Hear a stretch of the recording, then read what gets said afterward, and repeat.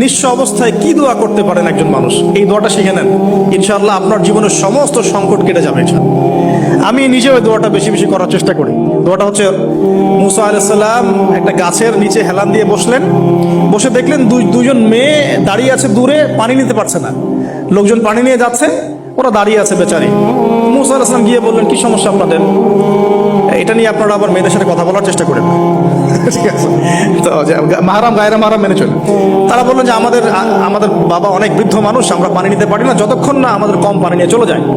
মুসা আলাইহিস সালাম তখন একটু বললাম না, ফিজিক্যালি খুব স্ট্রং ছিলেন, থাকে না বডি বিল্ডার, সামনে গিয়ে কথা বলে সরব পানি নিতে দাও, তখন মানুষ একটু মূল্যায়ন করে না।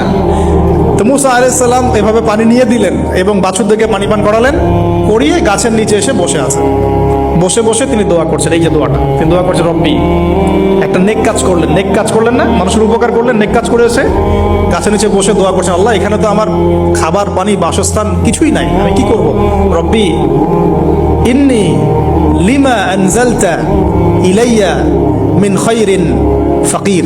অর্থ হচ্ছে, হে আল্লাহ, তুমি তোমার পক্ষ থেকে আমার উপরে যে নেয়ামতগুলো দিবে, আমি এর জন্য ফকির হয়ে বসে আছি।